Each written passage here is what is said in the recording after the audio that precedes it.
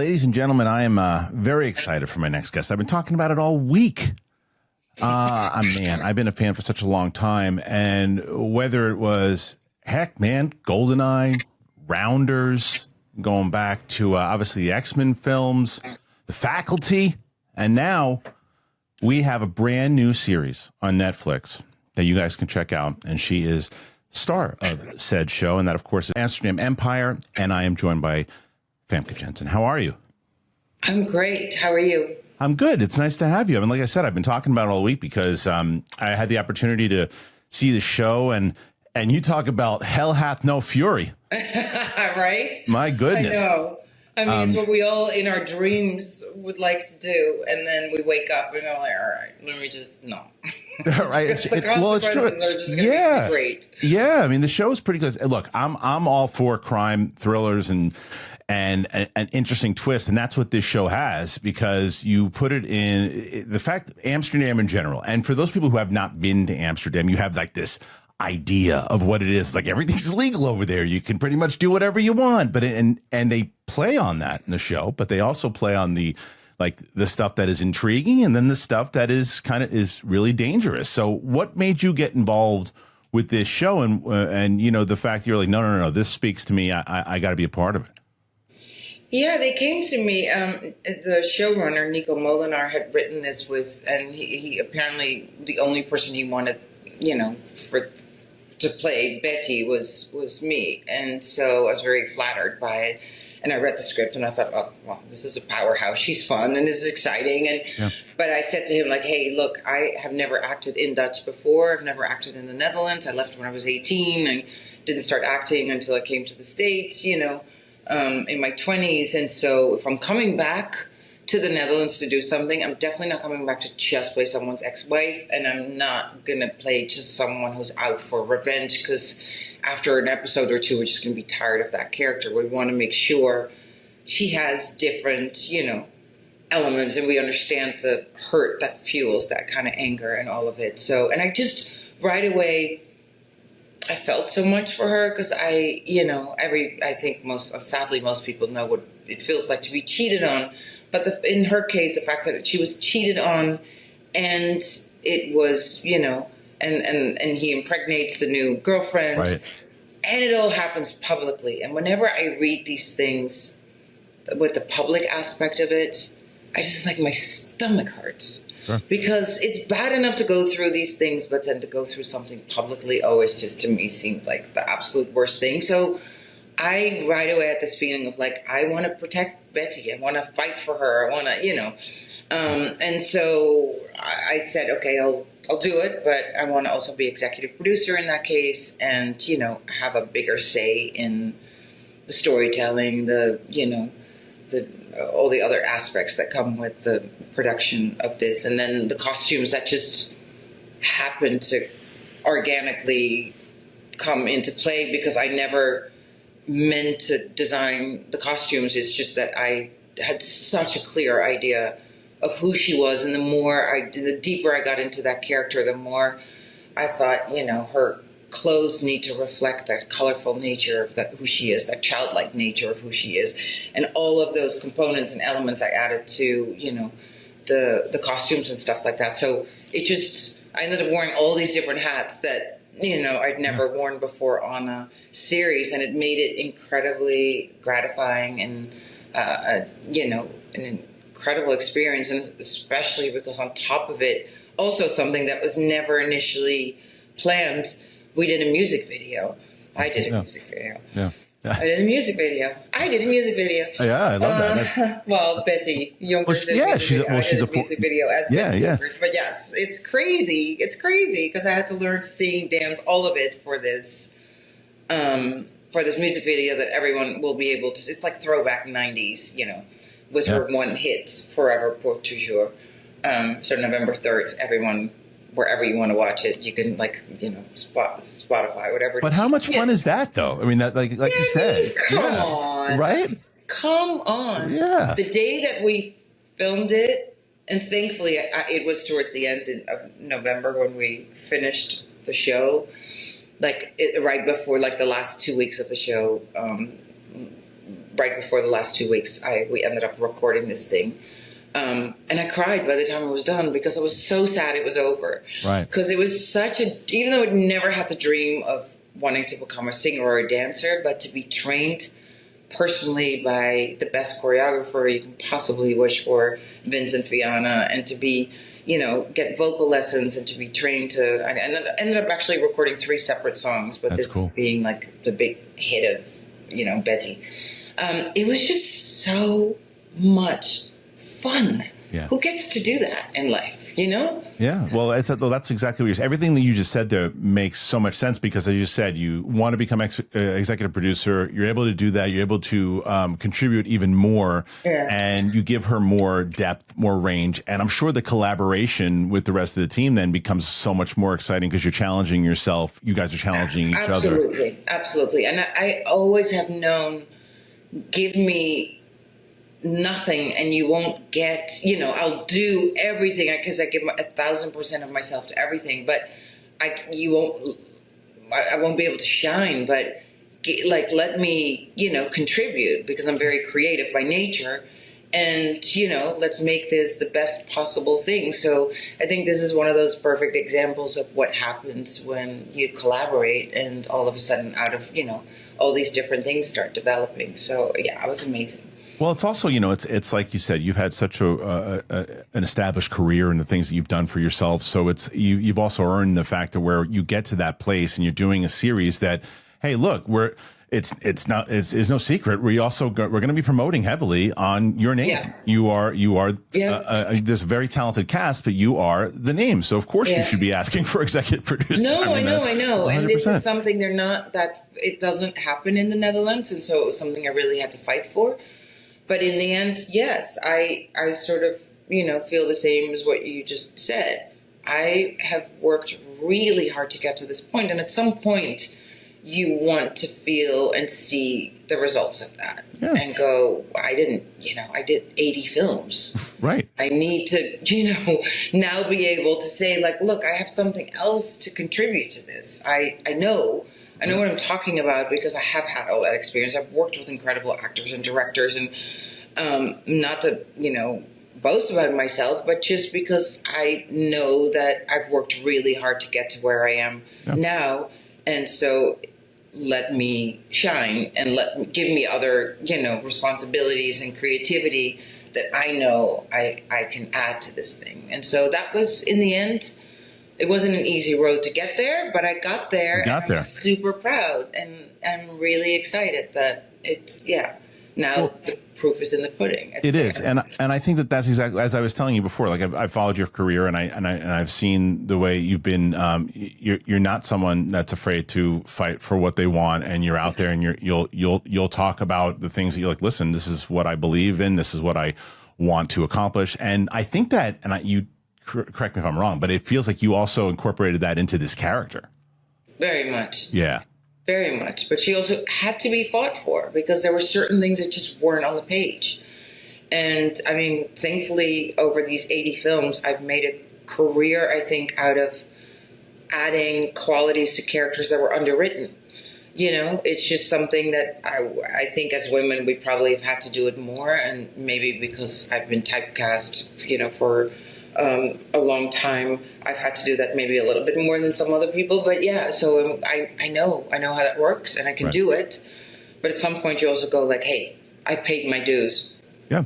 Just write me the character that's already full-fledged. Yeah. So you just have to bring out the whole arsenal of all right, this component and that added ingredient and whatever. Yeah. Well, yeah, and that's like I said. I mean, I think that I wasn't as aware of the show until I heard that you were a part of it. And when I heard, oh, well, she's a part of it. Let me see. It must be quality. I watch it. It is. And you're like, oh, and that's another reason why you're like, well, it makes sense that you would get what you got. And working in TV, you've done it before. You've had tons of TV experience. You've had a ton of film experience, obviously. But when it comes to and you've seen the business change. You've seen it from what network TV was, and now watching what streaming is today. tell me your opinion and your perspective on like first of all, working with Netflix and how the streaming game is so much different than like television, say 15, 20 years ago. Yeah, I actually think it's beautiful because since I have never had a normal life with a regular, job or a time when I was at home so I could watch something on TV. I've just never experienced that. Sure. This is right up my alley. I get to watch something whenever I want to, wherever I want to, however many episodes or whatever. So right. I think that already is a wonderful thing. But what I love about this particular moment in time is that there's this real appetite for authenticity. And we're now seeing it, obviously, with, first was Squid Games being the big example. Mm-hmm. And then, most recently with like Adolescence or something, which may as well have been in a different language because I almost needed subtitles to watch it. But it was so good. Yeah, it was good. And it's so authentic and it's so real. We're seeing these local series made, local content in a territory. Everything is authentic. And then there's the platform of Netflix where we get to watch it. And when I first came to the States, people did not watch things with subtitles. They just weren't, there was no interest in it whatsoever. And now it's almost the only thing people watch. And it's so exciting because what I think in my life has, where I've learned the most and I've grown the most as a human being is through travel, different cultures, meeting different people and all of that. And I think that this way of watching things and learning about Korean culture, Chinese culture, Dutch, Danish, whatever it is, this is what you can do now. Yeah. Everyone can do it in the privacy of their home. They can watch different things in the original language and whatever, and kind of feel like you're somewhere else. And I think that's a beautiful moment, especially because we've gone through such a time where we only had these really big glossy movies with, you know what I mean? Yeah, totally. Very little character development and a very specific one type of, not character, but like a very American kind of like over the top way of looking at things maybe. Yeah. Whereas now I go, wow, this is so interesting because there's this real appetite for something that's different. That's just unique. I agree with you. I think that like HBO kind of changed the game back in the late 90s with whether it was Sopranos or whatever it might have been. It's I remember watching. I'm going to go before that. I'm going to say Twin Peaks was the front runner. Sure. Of all of it. Yeah, that's a great example as well because you can really dive into full-on character development. But the reason I bring up also with The Sopranos is the pushing of the envelope of what you could do on television, right? Yeah. And that then just kept going, whether it was Breaking Bad, Game of Thrones. I mean, it goes on, list goes on and on now. And there's just so much more quality in television right now. In my opinion, there's certainly a lot of quality in film, but there's a lot of quality in television because you can, what you're doing with your show. You set up the characters enough in that first episode that you're like, well, we can let them marinate. And like you said, for those first two episodes, she's going to seem so like revenge. And then we're going to give her more layers and more stuff to do. But so that by the time you get to the seventh episode, you're like, okay, that's a developed character. I get it. Where you have to cram it in sometimes with 2 hours. And especially if it's a big budget movies, you don't have enough time because you got to put in the big budget explosions and everything too, and you've cut out major scenes. I agree with you 100%. Yeah, I like where we've headed and where we are culturally now, because it is, we live in such a global world, and it's so easy to just go like, oh, everything is the same. I can buy the same thing. I can do the same thing. You know what I mean? Like, social media is the same wherever you go, whatever. But then to realize, like, no, there are real authentic, projects still. And I was just filming in Sofia, Bulgaria, and it's so authentically, Bulgarian. It's not at all like the rest of the world. It just doesn't, it hasn't been spoiled. There's not a Starbucks on every corner or a McDonald's. I never saw even a McDonald's. There may have been one, but do you know what I mean? Like, it's just nice to see that still exists because it's so easy to everything expands. Sort of becoming this homogenized kind of way of living and being. And that's what I really like about this moment in our, through the streamers and now with Amsterdam Empire, that we really get to see this. And I think that's, Netflix has been a very big part of that in this case, in how we are now exposed to different cultures, and people are no longer scared of subtitles, Well, that's where I was going at next, because when you were talking about that earlier, I was like, it really is true, because even when I started watching the show, like, it just automatically gave me the English dub, and I went, no. And I immediately put it on Dutch, and I was like, and I put it on English subtitles, obviously, but I was like, I was like, no, because it started, and I'm like, wait a minute, something. I thought at first my video was out of sync, and then I'm like, no. Right. But then I could easily match up the emotions differently, and I was like, no, it just wasn't working. Like animation and anime sometimes, sure, but when it comes to the live action stuff, I can't do it. And you're right. It's just we've just been accustomed now. By the way, I ended up dubbing myself in English just in case, because I thought, hey, I can't have someone else dub me in my second language. That's crazy.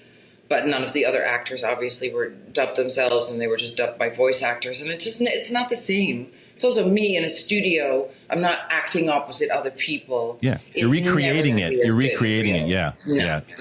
And you have to try to match your. So the more important part is that you match your lips, even though it's never going to match. But that seems to be the obsession. And so performance is like an afterthought. No, so and then you've got to try to emotionally, and you have to emotionally try to get to a place that you had to get to that day when you were back out. Yeah, that's super difficult. But the other thing you mentioned is, and what we're talking about right now is the fact that it was shot in your native language. You haven't said it in, you said you haven't performed in it since you were 18. You said so. Was that, as you said before, not necessarily a challenge, I guess, but intimidating at all? Or once you... Did you say I hadn't performed it since I was 18? Is that what you said earlier? I thought you said you had... No, I wasn't even an actress. I was a model when I left at 18. Oh, wow. And from 18 to 22, I was in Europe modeling, and then I came to the States, to New York when I was 22. Oh. And I didn't start acting until in my 20s. Okay. And so my first acting job... So you had never job acted in Dutch before? Never acted in my life in Dutch before. Okay. No. Okay, so all right. Well, then even crazier then, because then now you're like, well, yeah, I've never acted in my language before. So you go. Is it intimidating at all, or do you just it's old hat once you start? No, the thing is, it was probably the thing I feared the most in the beginning. It was very intimidating. The idea of coming to and you have to understand Dutch culture. Dutch culture is very different from American culture. Dutch culture is, we don't have stars. They don't have paparazzi. Okay. Everyone is very you know what I mean? There's a whole saying, act normal, then you're crazy enough, or whatever it is. It's sure. It's very much about fitting in, a society of people who are all kind of middle class. Like, it's just not, so already coming in going, I've now learned to grow, to think and dream big, and I've accomplished these things, so maybe there's already going to be this preconceived idea about me, and then on top of it now I'm going to act in Dutch, and they're going to sit there listening in my mind, like, oh, I actually doesn't even sound Dutch anymore. So then I just started recording myself going, I need to, listen to this back over and over and over again. Any sound that is just slightly not sounds Dutch to me, I'm just going to have to work on it. But once I got there, it wasn't even, didn't even think about it anymore. You were locked into the character at that point. I was locked into the character, and So the Dutch part, actually, the language part, actually gave me a freedom, because I could create a whole new character. Right. I had, in America, sort of had to, I guess, in a way, you do become a different person when you speak a different language. It's natural. And so through, acting in English, I already started playing these different characters. But the fun part about acting is that you get to play people that are completely unlike you, but you add certain parts of yourself in them. Yeah. And so this whole Dutch thing just added another level to it. And it transformed you immediately for even it did. Because when I was watching, I was watching it and I saw her, I didn't see you, so, and that's a compliment. Okay, good. So it felt very different to me too. I don't know who she was, but she was definitely not. I mean, I know she was Betty, but she was definitely not me. It was fun. So let's jump back a little bit, because I'm fascinated with what you just told me, where you move over here, you decide, because you start with modeling, and so you come over and you did you say New York first? I still live in New York, actually. So I moved to New York and I stayed there, but I ended up, when I was at the height of my career as a model, saying to my modeling agency, hey, I don't want to model anymore. I want to become an actress, because at that point I'd sort of figured it out. And I got this response, which I will never forget, like, oh yeah, right. You and everyone else, that's never going to happen. And at that point I thought, okay, never mind. I'm still not modeling anymore. And I went to Columbia University and studied there, writing and literature. And I just thought, let me just take space and distance, because clearly there's this preconceived idea about what, a model turned actress or whatever it was going to be. Right. And I didn't want to be that cliche. So it was very hard at that time, because I was being paid a lot of money as a model, but I turned down every job that came my way and studied. And then I did end up going to LA for a couple of years, and I came running back to New York. Yeah. Which wasn't my kind of thing. But started taking acting lessons and, really. You did the training. You put in the work. I put in the work. Yeah. Yeah. So, only to literally come into my first audition and people saying, hey, weren't you a model? I know, but it's like you can't. Well, first of all, you can't escape. You can't escape it. I can't escape the GoldenEye Bond girl, whatever. Well, and I definitely am going to ask you about that, but it's the easiest thing in the world for me to do is talk about how much I love True Classic.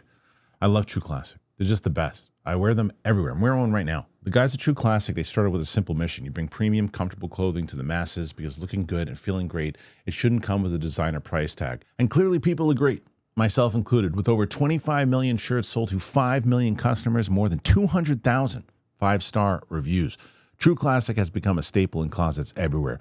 The brand's not just about fabric or fit. It really is about confidence. I walk into a room and I feel good wearing my True Classic gear. That's what makes True Classic the perfect gift this holiday season. Doesn't matter if you're shopping for your dad, your brother, your partner, and now even women and kids. True Classic has something for everyone. The same premium comfort and perfect fit that build the brand are now available for the whole family. They fit where they should, they feel incredible, and they don't break the bank.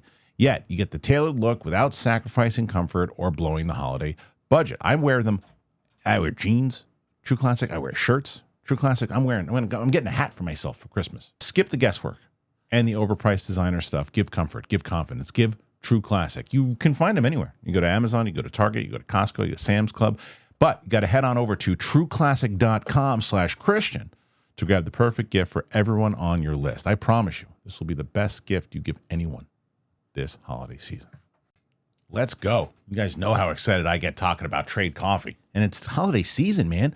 And for you guys, Black Friday came early because it is the season of giving, or I don't know, maybe it's just the perfect excuse to discovering something new, because trade your match to coffees from the country's best independent roasters. They deliver fresh and tailored to your taste. A little gift for you and your mornings. You know how long I've been using trade. You know how long I've been enjoying trade. It's a part of my thing. I got a little trade mug. That's how much I love them. It's the #1 coffee destination in the U.S. because their team of expert baristas, tasters, and Q graders, they use real coffee knowledge to match you with the coffees that you're going to love. They curate over 450 coffees so you can try something new with every delivery, and their guaranteed variety no matter your roast and taste preference, because each bag it's roasted to order and it's delivered fresh to your door at prices comparable to grocery brands, but with cafe level quality in every cup. And I can certainly attest to that. I just love the way it smells in the morning in my kitchen. It's the best. I just like that they tailor it to me, and I said, this is what I'm looking for. I'm looking for a dark roast. I'm looking for something that I can, that I really can enjoy, kind of a smoky flavor, and they do it. They know how to do it. I dig it, and I've been with them for a long time. So the best deal for you guys right now is that Trade's offering 50% off a 1-month trial at drinktrade.com/Christian, 10% off gifts. That's drinktrade.com/Christian. You get 50% off of 1 month and 10% off of gifts. Come on, drinktrade.com/Christian. Giving you a deal here. Because New York, it's funny because next time, if you enjoy yourself at the end of this, next time I'm going to do in person because I'm in New York as well. Cool. And I lived in definitely anytime in person. I am so not a Zoom. Me too. Tech person. Me too. I love I would have so much preferred to do this. I'm with you. I didn't know. I don't know how. Maybe wires got crossed. I would much rather do. I would have done it in person. So much prefer. Come on, team. Okay. Come on, team. I know. Next time. We'll go into the city. I would love to because I could talk to you forever. But when it comes to moving to New York, you do your thing. Let's jump into Bond, because the question I'm actually going to start with is, now I'm sure we're talking about streaming, talking about big wig conglomerate. Amazon takes over Bond. Yeah. And now they're going to cast a new Bond, and obviously with that comes new Bond girls. First thing that I would ask you is any advice that you would have to those people that are coming in, because you were a part of the Pierce Brosnan beginning.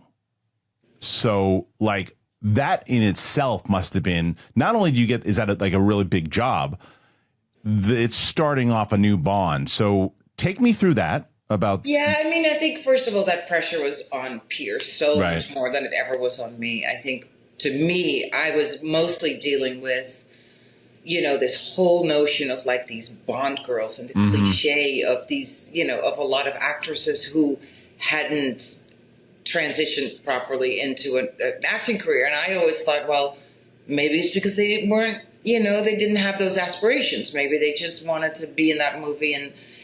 But I also was so acutely aware of it that I just thought, all right, I'm going to fight. I'm going to go into this thing and I am going to be different. I am not going to be forgotten that easily. And I'm going to turn this character into something other than this wallflower type of thing. So, and I was interviewed years ago for someone who was doing a book on Bond, and they had done so much research. And when this guy started asking me these questions or telling me things about the set, I was like, oh shit, did I really? I said that? I did that? Right. So, but no, barely any movies under my belt. I'd done a few little things, but this was obviously a very big deal. Yeah. I just had so much, I don't know, I had all this confidence or something in me was like, no, I don't want to do it this way. I want to, because, for example, the director had very specifically, set up in his mind, like, okay, I'm just going to not shoot a whole scene, probably to keep more control. Like, I'm just going to do a close-up of the gun, and I'm going to do this and that. Right. And I go, no, you need to look at my face. You need to film this because I'm about to do something while I'm shooting the gun, and you're going to miss it if you don't. Like, which up-and-coming actress? I was just going to say, that's fantastic. Let's to say that. That's fantastic. I don't know where I dared to do it, but Good I did. For you. And I did that throughout the whole production.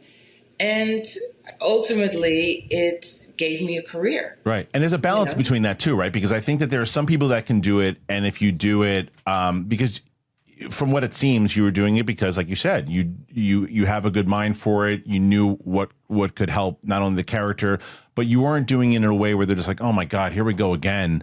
Where it's like, no, it's okay. It's making sense. And they start to, and you said it helped the career. Well, yes. I mean, I did it for myself, but I think I also did it for women in general because I really thought that those parts had been underwritten and they'd been sexualized in a way that I get it. Hey, I watched those movies. I think it's super fun. And I very much leaned into it with Xenia Onatopp by making her over-sexualized,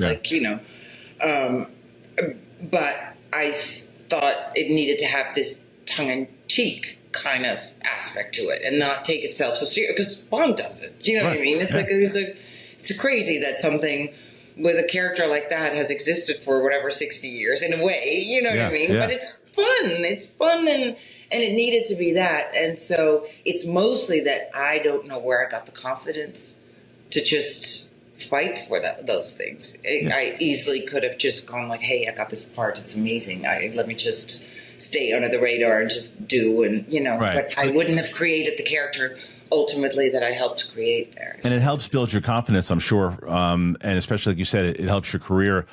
tremendously. Before we move on from that, there's also been people talking about with Pierce Brosnan that if before they were mentioning another the Bond that they were going to get, there has been always people throwing out, what if he comes back as like the silver hair fox kind of Bond?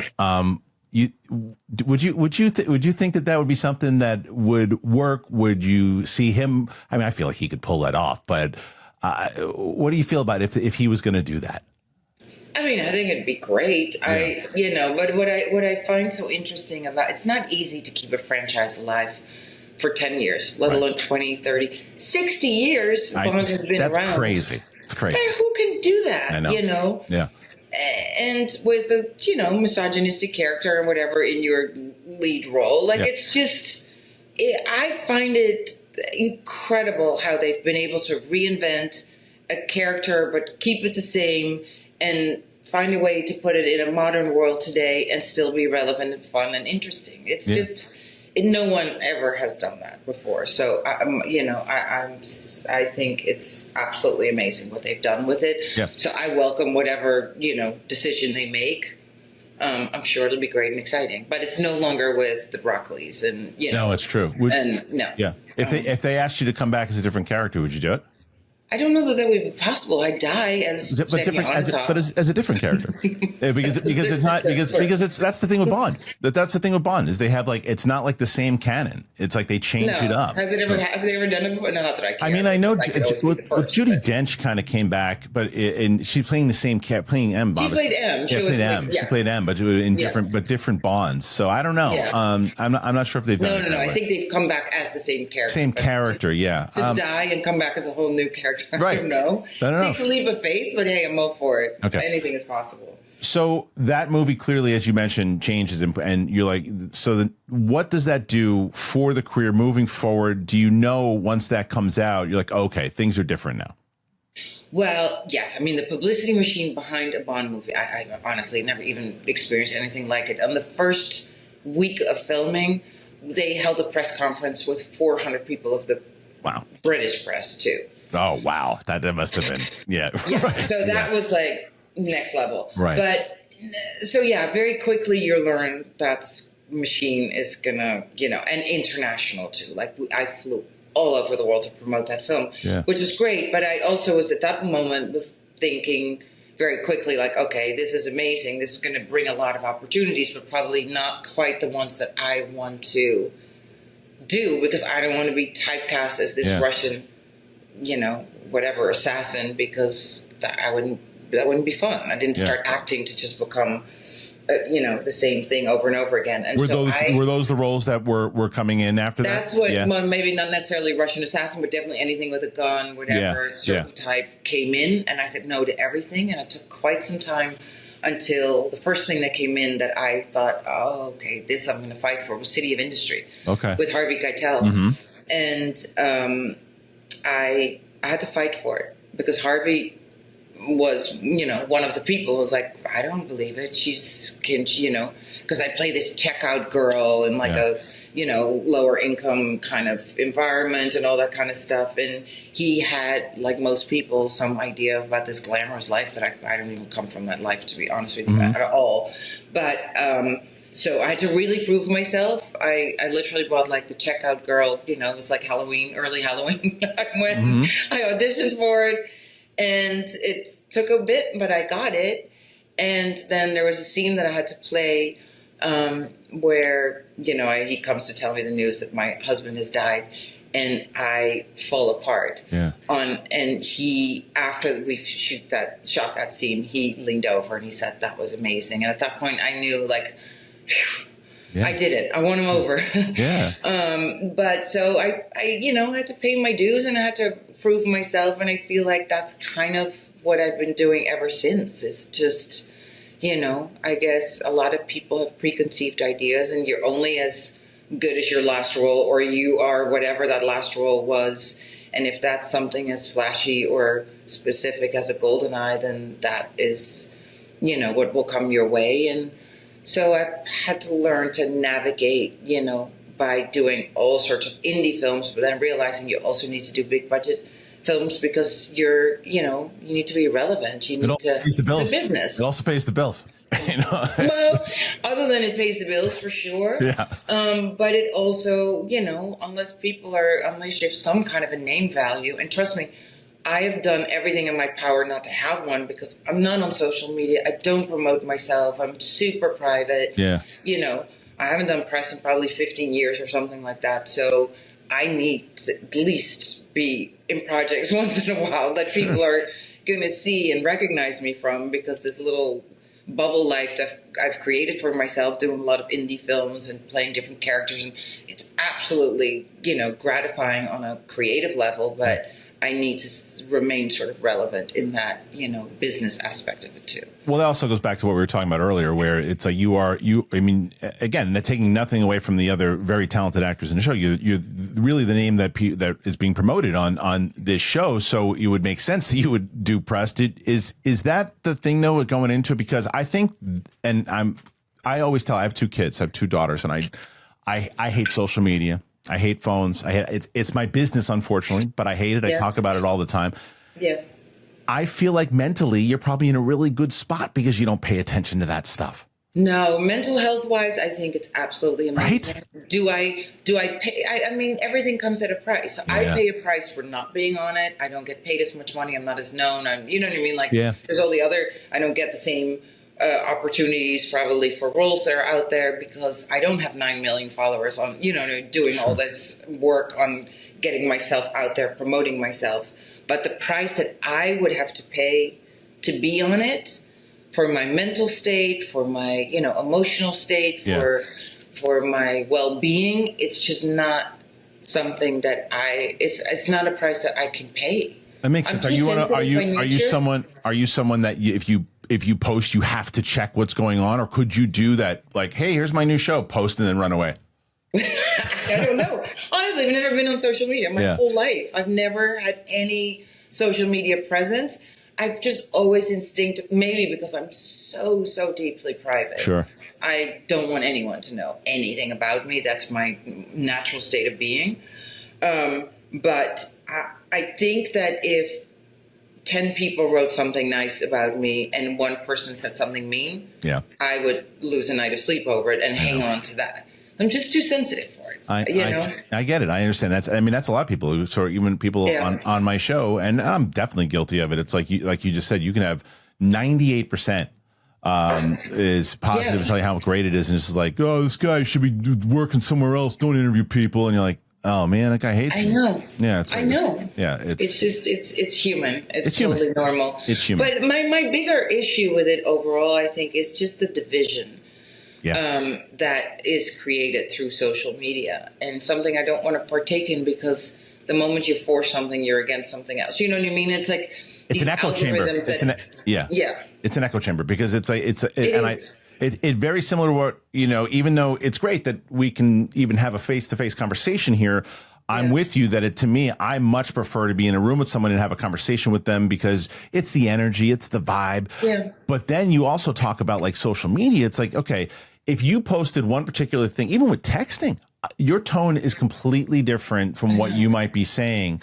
And then it's like, you can also, I don't see your emotion. I don't see your reaction to what I write. And I can go about my day. And like you said, if I said one thing about you, maybe I didn't even have that intent that I was going to hurt your feelings, but I just said, oh, she was blah, blah, blah, blah. And then that ruins your month. I know. And if I said it to your face, if I said something to you right now and you're like, oh my God, I can't believe you just said that to me. I'm like, oh my God, I'm so sorry. I can't believe that I said that to you. I apologize. Exactly. Yeah. No. And then it's also like the parts, and you said you have daughters, like it seemed very difficult for these young girls. I don't know how old they are, but to grow up with these fake, none of it is real anyway, because people put filters on everything and post about their lives in unrealistic manner. So how do you grow up not feeling inadequate about yourself? It's true. Social media is linked to a lot of that stuff where, I mean, there's this crazy, speaking of Netflix, this doc, I forget the name of it, but it's social,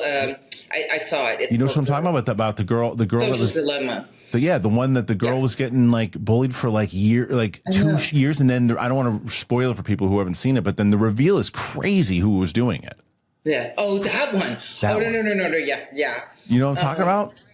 Yeah. There was maybe.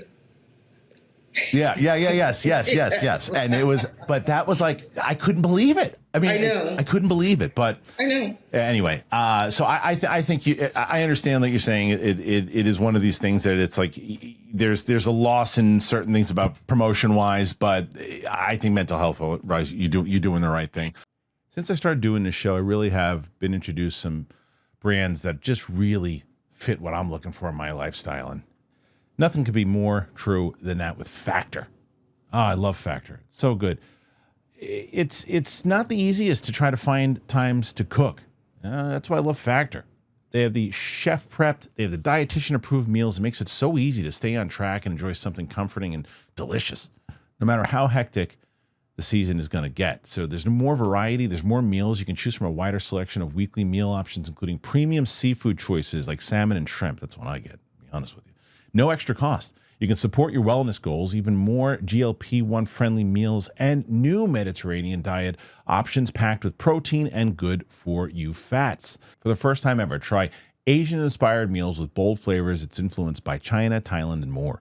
There's more choices, better nutrition, and that is why 97% of customers say that Factor helped them live a healthier life. You can feel the difference no matter your routine. I love it. You should love it too. It's been so helpful for me, especially when I'm getting back from the gym. Like, I got to eat something good. Factor says, here you go. So you eat smart at factormeals.com/Christian50 off. You got to use that code Christian50 off. You get 50% off your first box plus free breakfast for 1 year. Do you hear that? I'm going to tell you again. That's code Christian50 off at factormeals.com. 50% off your first box plus free breakfast for 1 year. You get delicious, ready-to-eat meals delivered with Factor. Offer only valid for new Factor customers with the code and qualifying auto-renewing subscription purchase. Factor! It's so delicious. It's delicious. Nutrafol was a game changer, man. I remember when, back in the day when we first heard about them, Brett and I were like, all right, let's try it. Man, oh man. Love Nutrafol. It's been so beneficial to me, confidence building. And I will tell you right now, you will love it too.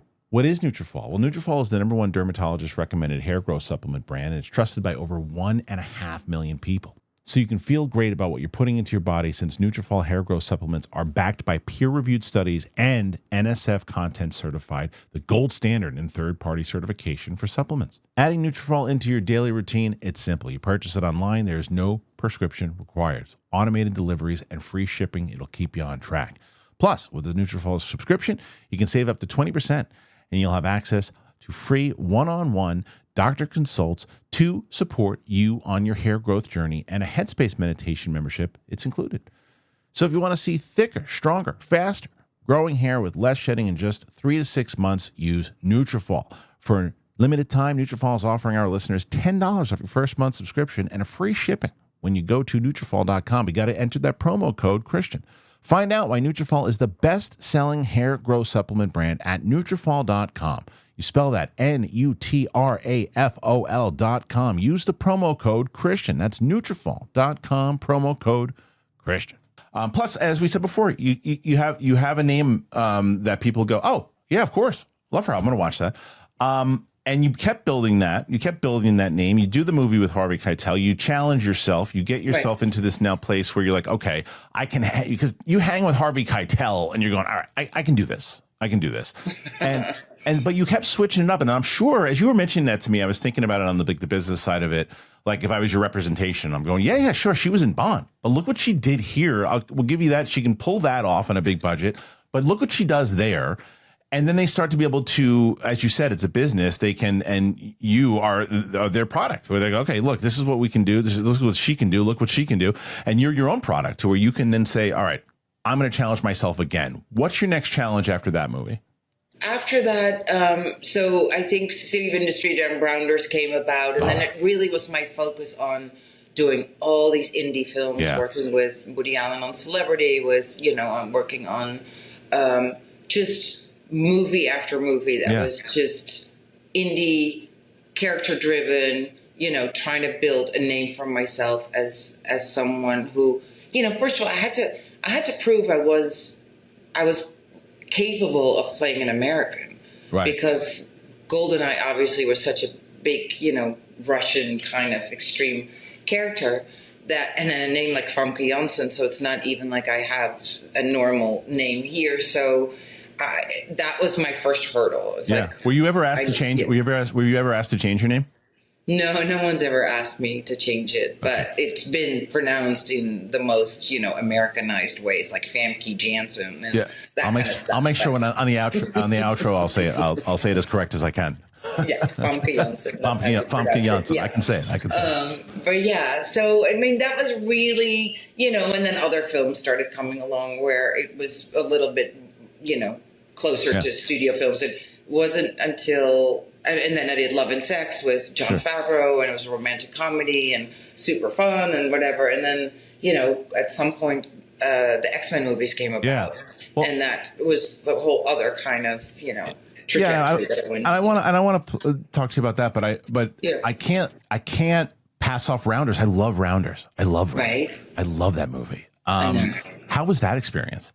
It was great. It was also so interesting to see because Matt Damon wasn't known, right? But during the making of our film, his breakout role, Good Will Hunting, came out, and so we were filming in Atlantic City. We mostly shot in New York City, but in Atlantic City, and all of a sudden he became a star. You guys must have been like, yes, that helped the movie out tremendously.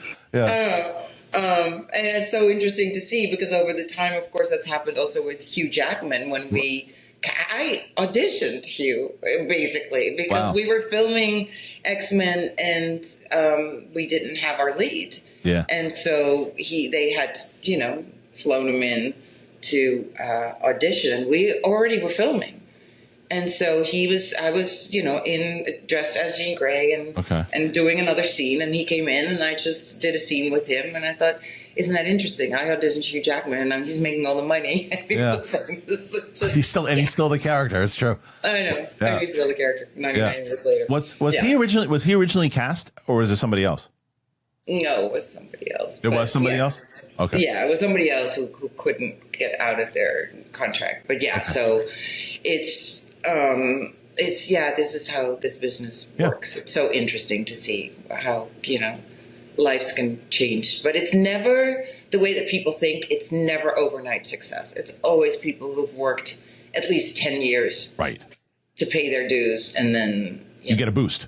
They get a boost, and it looks like they were discovered overnight. Yeah, right. Like as you said, like you had to fight. I mean, this is to be honest, this is why I like to do what I do because I love learning about people. I like, and I always say to people before they come in, we didn't have the opportunity to do it because it was kind of quicker. But I don't really like to do like interviews. I like the conversations with people. I like to talk to people because I learn about people. And like you said, to me, I've already learned that the fact that you've had to. Because you're right. Like immediately, it's like, okay, here's a beautiful woman who is a great actress, who has done these things and has been able. But I don't know your struggle. I don't know the idea that you're like, and like you said, you walk into a room and you're like, oh well, she's had it all. And you're like, I certainly didn't. I had to do this. I had to fight against people thinking that I was this. I had to then do this. I had to challenge myself. That's the fascinating thing to me about this and just the human spirit in general, right? Like you've got to be able to get that because I can only imagine like how, as you have had these successes, like there must have been times where you're just like, why am I doing this? Oh, you have no idea because, when I was discovered as a model on this, like literally walking down the street in Amsterdam, that fell into my lap, right? And that gave me this opportunity to travel the world and make my own money and do things I was never, because I don't come from, money in my background like that. So it just gave me this freedom and, like this ownership over my own life in a way that I never had. But when I wanted to become an actress, those beginning years, I cannot tell you how many times I was rejected. I was rejected more in probably a month than most people in an entire lifetime. Wow. So the amount of rejection I've experienced, and especially in the beginning, and I think probably most actors in the beginning of their careers, because everything that's different about you becomes a problem. Your name, in my case, let's just say my height, my name, like, not being American, like whatever it is. And then ultimately you come out in something where all of those things are being celebrated. Yeah, it's true. It's true. Like things, 100 years before you get there. Right. And things move all the time. Like you said, like today they love tall women. Tomorrow they don't. Yeah. It's like, it goes, it's like, it's ever changing in this crazy business. So, but no, I mean, the amount of rejection I've endured. And there were moments where I literally, it was actually right before GoldenEye. Yeah. I wanted to throw in the towel and I said, okay, I'm going to write a script. I'm going to go to apply to AFI film school. And I got in. And then right as I got in, I learned that I was going to audition for this, and ended up getting the role. But it was like this moment where I was ready to give it all up because I thought, how many more signs from the universe do I need to get that this is just not meant to happen? Isn't that crazy how that works too? Like I know. I've been in those positions too where just like, I'm not doing this anymore. Like, well, don't quit just yet. Try this. And you're like, oh, all right. It's like, no, and that's the thing I think about doing jobs like we do. Yeah. There's no one who stands in front of us or behind us, rarely in life, who says, it's going to work. Just hang in there. Do one more, you know what I mean? One more audition. It's in there. One more job. Because I know it's going to, no, you don't have no guarantee. You're going to try something that hasn't been done before, probably, but, especially because in each one of our cases, we're unique people having a unique journey, and you just have to muster up that, courage and that confidence and that drive within yourself when everything seems to scream otherwise. Right. Yeah. It is. Like I said, it's that the test of the human spirit, right? And like it really is. We all have the capability of getting there, and a lot of people, to no fault of their own, whatever it might be, they don't go through it. They think that they can, when ultimately they can, but they don't think that they can. No, because how many people in your position do you think have dropped out of the race in the time that, where you got to where you, it happens a lot because you have to make a lot of sacrifices to do what we do. Oh, you just do. Yeah, and people don't fully understand it. And I am certainly not complaining because I live the most incredible life. I could not be more grateful. But you fought for it. I am definitely have made incredible sacrifices to get to where I am here today. I think if anyone's been listening to this, I think that they realize that. I mean, I certainly realize it. And I'm going to apologize to you because I know that you've probably, since you've been doing press, you've been asked this a billion times, but my audience would be mad at me if I did not ask you. And I know that you already answered part of this about the upcoming Avengers Doomsday thing. I know you said that you hadn't been contacted for it, and but what I've also realized with that movie is that it seems like every other day they're adding somebody new. And it seems like a lot of your old colleagues are part of at least Doomsday. Since the answer that you've been giving, have there been any other conversations? Do you ever see yourself appearing in one of those movies? I don't tend to look back at anything I've done. I tend to look forward. Okay. And the position that I'm in right now, with and this incredible learning curve that I went through on Amsterdam Empire by being executive producer and costume designer on my clothes and doing a music video in which I sing and dance and all of these added elements, it's hard for me now to just look back and worry or think about like a part where I get a few lines and something. It just doesn't seem that interesting to me. Okay. I'm in a different place and I've earned my way into this moment and I'm running with it because this is 80 films under my belt. Yeah. And I've paid my dues. And so now to have a seat at the table and go, I'm an executive producer. I have a say in this. I think this needs to change and I think there needs to be more diversity here. And I think needs to be strengthened in the script or whatever it is. It's amazing. Right. I would not be asked back on Doomsday or somewhere else with that type of input. That's not what they want from me. Right. So it's like a more of it would be, I mean, how, with all the people they have in that movie right now, it would be a little bit more of a glorified cameo, I guess, at this point, right? Exactly. Yeah. Exactly. So, I mean, I'm not opposed to doing anything that's, just being part of a fun ensemble or whatever it is. But at this moment in time, I just finished a movie yesterday in Bulgaria called 1 Second After, and I also designed my clothes on that one as well. That's and cool. It's so cool to just have these added parts to what I'm doing in my life right now, because I love creativity. Yeah. I'm always looking to create. So that's more the challenge for you right now, is that the more what kind of gets you going is like that could be fun and everything too, but for me right now, I really want that kind of input. Like you said, you've earned it. I've tasted it, and I've tasted it. You've tasted it. So once you give me a taste of something, that's you know it. what I mean? That's I love chocolate. Like once I taste really good chocolate or really good coffee, it's hard to go back to the crap that I was drinking or eating before. You're in the right city then for that. I'll tell you that. Oh my God, goodness. I know. Oh my goodness. I know. So all right. So then, is television something that you want to keep pursuing, the streaming side of it? Do you want to, because you mentioned you're a writer as well, other things that you want to do.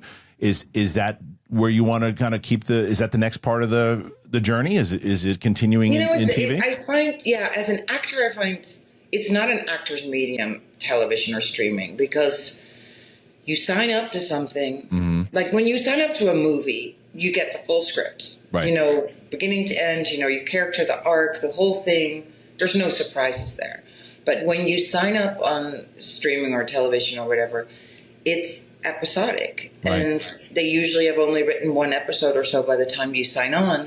And then the rest of it is like, you know what I mean? Like you can easily get into a position like, if I'd known that this was good, I wouldn't have said yes or something like that. And sometimes or you're being surprised in a very pleasant, exciting way. But it's a bit scarier in that you just don't know. But it can be incredibly collaborative in the best possible way. It's the most incredible thing because you collaborate as you go along. I did Nip Tuck, a series years ago with Ryan Murphy, and they had only pitched me the first 2 episodes, and I'd seen their first season, and I was like, okay, this is amazing, and he's very talented, and I want to work with him. But seeing how Ryan works and just being part of that collaboration of, people feeding off one another and him seeing how you work as an actor and then writing more scenes accordingly and all of that, that's a beautiful process. Yeah. So it can be absolutely amazing. And if it's, or it could just not turn out well because they're, killing you off after 2 episodes and you thought you were going to be there the whole time or whatever. You just don't know. You don't know. But have you directed... Have you directed before? I directed a movie called Bringing Up Bobby with Mila Jovovich and Bill Pullman. I wrote, directed, and co-produced it. So I got a taste of it already back then. Is that something you'd want to dive back into? Because you sound like a director, to be honest with you. No, yes, right? This is control issue thing. No, not control issues. Not control issues. More of like a creative kind of knowing where you want to put things. More so. I do. Yeah.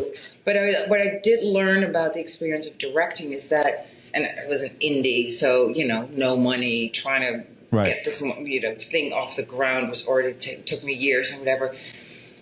As a director, you have to pick something that you can grow with. So, because you could easily be with this thing for 10 years by the time you either make it or it's, done or whatever. So, I had outgrown it by the time I was done, because it took many years to get it off the ground and, it's just lots of hurdles and stuff like that. So I would have to find the right project for me. But about TV? Right now, something I could grow along with. But right now, I just love this part of executive producing and starring in it. And who knows where that's going to take me. I mean, I could,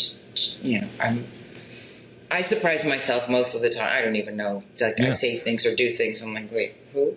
Yeah. Who said that? Who did that? Okay. Well, I could see it for sure because, like you said, the creative input. Maybe it's television. Maybe it's something else too. I'd be curious to see what that was. What you chose. I know we only have a couple minutes left. So what I'd like to also ask is the journey. This is why I'm saying I'd love to do another one in person because we should. I want to get your journey is just so fascinating to me. So when you do that, because as you mentioned, like even when you're auditioning, Hugh, which is crazy, by the way, I love that.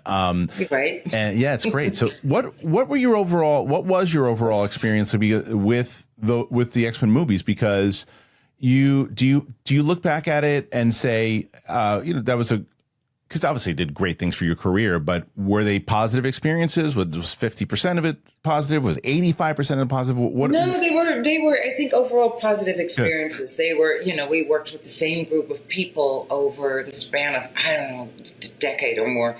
So it's, you definitely see people going through, marriage and divorce and children and things like that. So there's a lot. And we traveled the world with those for promotional things. So it was overall a really good experience. And on The Last Stand, when we got into a little bit of the Phoenix saga, like tiny little thing, I sat down with the writers and I was like, hey, look, I really want to make sure that she isn't just, I want to see this almost like a schizophrenic journey of Jean Grey turning into Phoenix. It just comes out of her. She has no control and then going. So we went through the dialogue to put specific, so it's I think in those moments where I get to collaborate with people, I do my best work.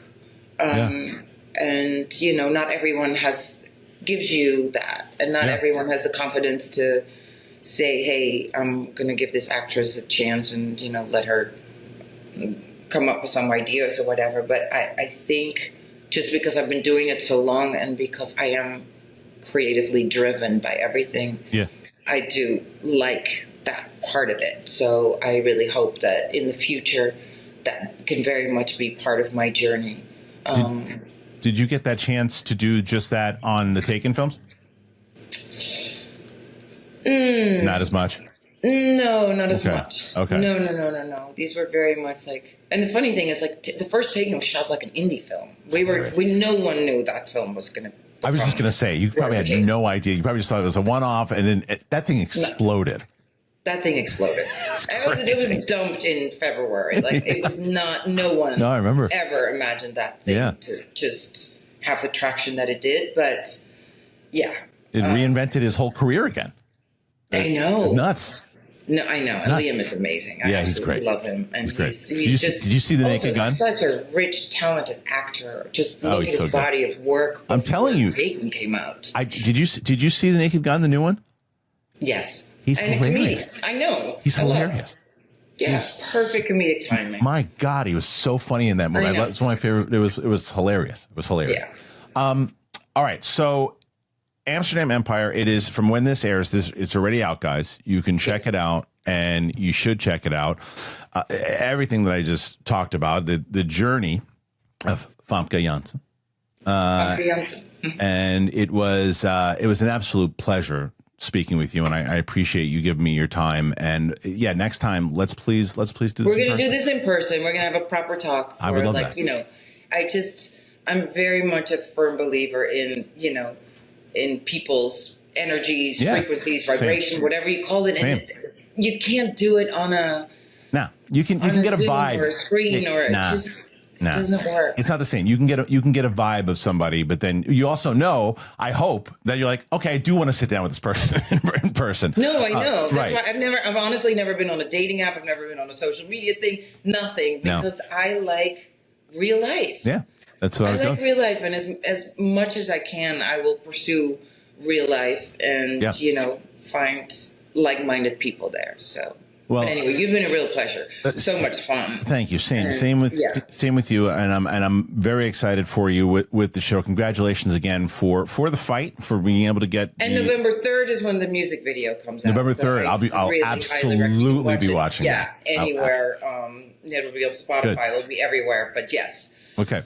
Well, thanks again, Famke. I really appreciate you being here with me, and look forward to talking to you again. All right. Thank you so much. Till the next time.